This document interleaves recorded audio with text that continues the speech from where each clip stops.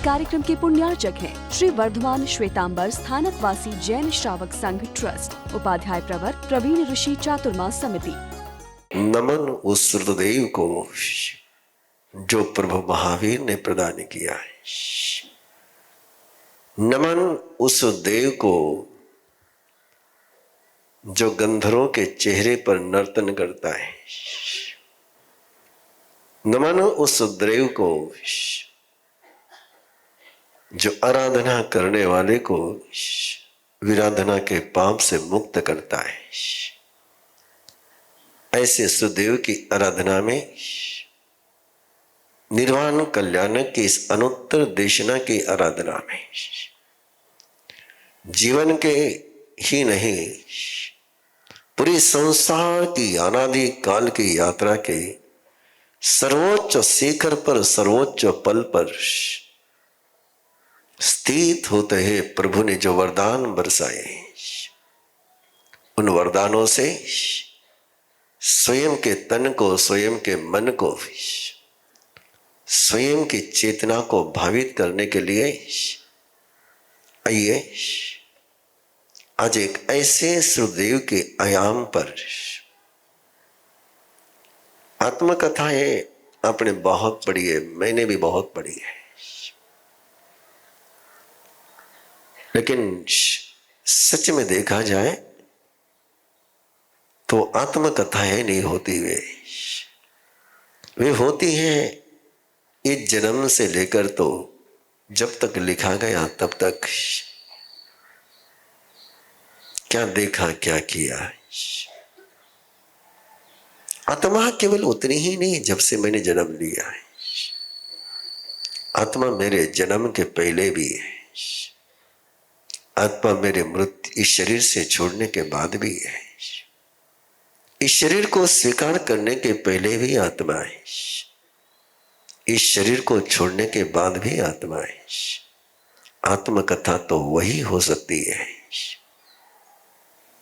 जो शरीर के परे जाकर के चेतना का अनुभव कराए। और ऐसी ही एक आत्मकथा जो केवल मुर्गा पुत्र की नहीं तो हम सभी की है।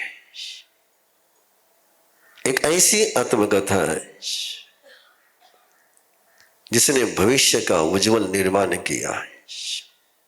एक ऐसी आत्मकथा जो आज भी कई भवी जीवों को भगवत्ता के मार्ग पर प्रेरित करती है चलने के लिए। एक ऐसी आत्मकथा, एक ऐसा व्यक्ति जिसका जन्म का नाम कुछ और था, लेकिन मां के साथ इतनी अटैचमेंट, मां के साथ मां का इतना वात्सल्य कि प्रसिद्ध हुआ तो केवल मां के बेटे के रूप में, मुर्गा पुत्र के रूप में। जन्म का नाम तो उसका बलश्री था, झूले में नाम मिला था बलश्री का, लेकिन मां के वात्सल्य और मां के अटैचमेंट ने उसकी प्रसिद्धि कर दी मुर्गा पुत्र के रूप में। एक ऐसा मुर्गा पुत्र जिसके पास एक देखने की नजर है, एक दृष्टि है। अध्याय की आराधना प्रारंभ करने के पूर्व उस दृष्टि का थोड़ा सा स्वयं में जागरण हो जाए। अपने राजमहल में बालकनी में बैठ करके देख रहा था रास्ते को, रोड को, राजधानी का राजपथ, जहां लोगों का आवागमन और सारे भीड़ भरे मार्ग पर एक अनूठे व्यक्ति को मुर्गा पुत्र ने देखा और उसको देख करके उसका तन नहीं देखा, उसका सिल दिखा, उसके कपड़े नहीं दिखे, उसकी चैतन्य की साधना की समृद्धि दिखी। उस व्यक्ति को, उस साधु को बहुत लोगों ने देखा था। ऐसा नहीं कि केवल मुर्गा पुत्र उसको देख रहा था, लेकिन जैसी हमारी नजर होती है वही हमको नजर आता है। देखने वाले को केवल उसका तन दिख रहा था, उसके कपड़े दिख रहे थे। एक गोचर एक ले जा रहा हुआ साधु दिख रहा था, लेकिन मृगा पुत्र की दृष्टि इतनी पारदर्शी, इतनी ट्रांसफॉर्मेटिव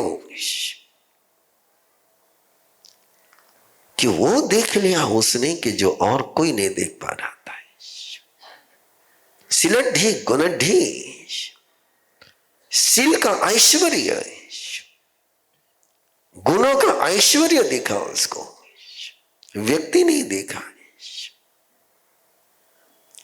ये नजर प्रवीण ऋषि के पास हो जाए, ये नजर आपके पास हो जाए कि हम किसी के शील के ऐश्वर्य को देख सके, किसी के क्वालिटी की समृद्धि को देख सके। और ये जो समृद्धि के दर्शन जब होते हैं तब एक प्यास जन्मती है अंदर में, तब एक जिज्ञासा जन्मती है अंदर में। प्यास उसी की लगती है जिसको हमने कभी पिया हो, इच्छा उसी की होती है जिसको हमने पहले कभी खाया हो। जिसको पहले खाया नहीं, पिया नहीं, उसकी प्यास भी नहीं लगती और इच्छा भी नहीं होती। उसको देखते देखते मुर्गा पुत्र को अंतर में एक प्यास जन्मी। ये ऐश्वर्य, ये शील, ये मेरे लिए अननोन नहीं है।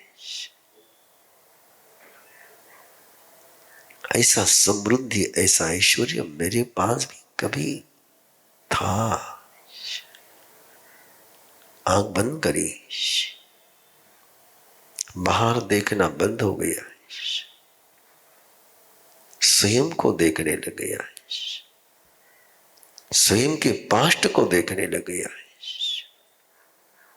कब था ये मेरे पास, कहां था ये मेरे पास? और उसको बोध हो गया, हाँ ये शील का ऐश्वर्य है, ये चरित्र का ऐश्वर्य है, ये समृद्धि मेरे पास थी। मैंने इसको अनंत नहीं बनाया, ये अनंत हो सकती थी लेकिन मैंने अनंत नहीं किया है इसको, इसलिए वो मेरी समाप्त हो गई। जिसको मैं अनंत करता हूं वो अनंत होता है, जिसको मैं अनंत नहीं करता हूं वो समाप्त हो जाता है। ये बहुत उसको जागृत हो गया है। पिछले जन्म का बोध, न केवल शील का बोध हुआ, न केवल गुण का बोध हुआ, न केवल चरित्र का बोध हुआ, पिछले जन्मों में दुष्ट शील रख करके, दुराचार कर करके, अपराध कर करके, उस अपराध के परिणाम स्वरूप जो नरकों की यात्रा करी, वो दुख भी उसको दिख गया। एक साथ दो दृश्य उसको अपने दिख रहे हैं। एक दृश्य वो दिख रहा है कि जब मैं प्रभु और तीर्थंकर के राह पर चला तो कैसे शील और गुणों से समृद्ध हो गया, और जब मैंने प्रभु की राह छोड़ दी तो कैसे मैंने अनर्थ का सृजन करते हुए नरक की यात्रा सहन करी, उस दुख को झेला। अब उसके लिए वो नरक केवल नॉलेज नहीं था, जैसा हमारे लिए नरक केवल नॉलेज है, नरक के दुख के हमारे पास केवल इन्फॉर्मेशन है, उसके पास एक्सपीरियंस है। एक्सपीरियंस मेरे पास भी है, एक्सपीरियंस आपके पास भी है, हमने उस एक्सपीरियंस को दबा के रखा है। हम सभी ने नरक का अनुभव लिया हुआ है, लेकिन हम भूल गए। ये आराधना, ये आज की आत्मकथा मुर्गा पुत्र की, ये मेरी भी आत्मकथा है, ये तुम्हारी भी आत्मकथा है। इस आत्मकथा के दोनों ही आयाम है। जब मैं प्रभु की राह पर न चला तो कैसा नारकीय बना है, और जब प्रभु के राह पर चला तो मैं कैसे समृद्धि गुण और शील से संपन्न होता चला गया है। और उसके मन में एक भावना जन्मी कि नहीं, जो गलती मैंने पिछले जन्म में करी, उस गलती से मैं सीखता हूं। गलती को टीचर जो बनाते हैं, अपनी गलती को जो गुरु बनाते हैं, वे शिखर पर पहुंचते हैं। अपने गलती से सीखना है, अपने रिग्रेट से सीखना है। और मृगा पुत्र ने सीखा अपने अतीत से, वो पहुंचता है माता पिता के पास, और जो बात वो कहता है, आओ पहले गाए, लेकिन इस भाव के साथ गाएंगे, इस संवेदना के साथ गाओगे कि तुम्हारे और मेरे अंदर का मुर्गा पुत्र जागृत हो जाए।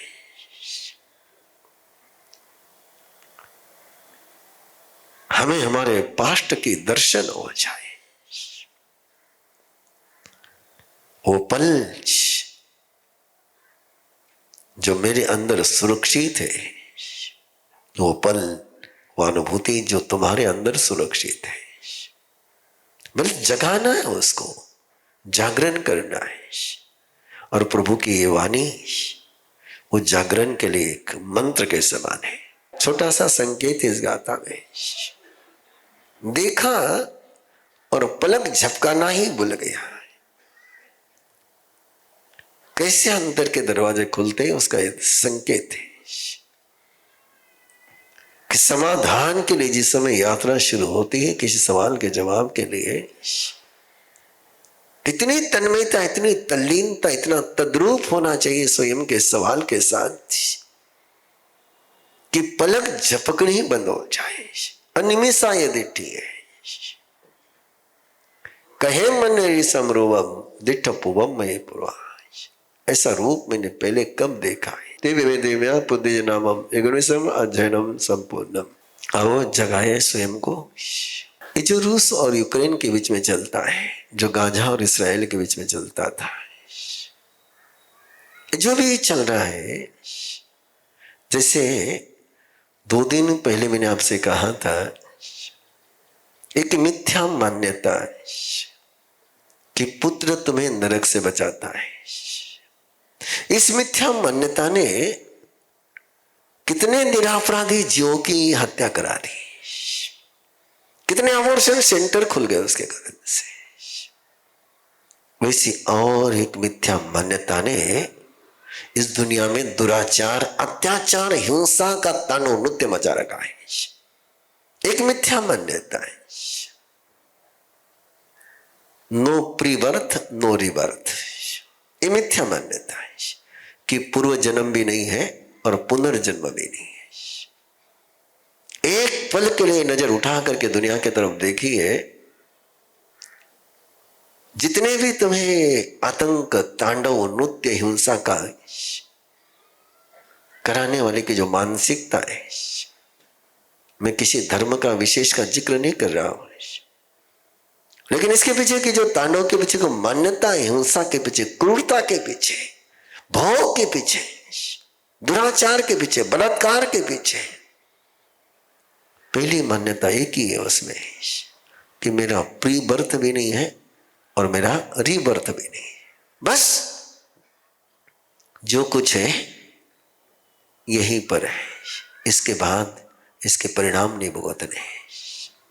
एक पल के लिए चिंतन करो, यदि आतंकवादी को ही पता चल जाए, पुतिन को ये पता चल जाए, नेतान्याहू को ये पता चल जाए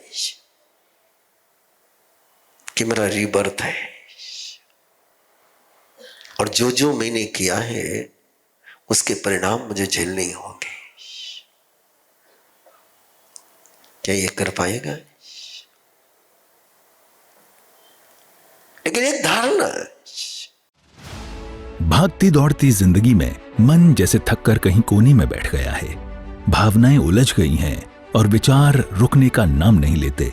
तभी एक सवाल उठता है, क्या मैं जिंदगी चला रहा हूं या स्ट्रेस मुझे चला रहा है?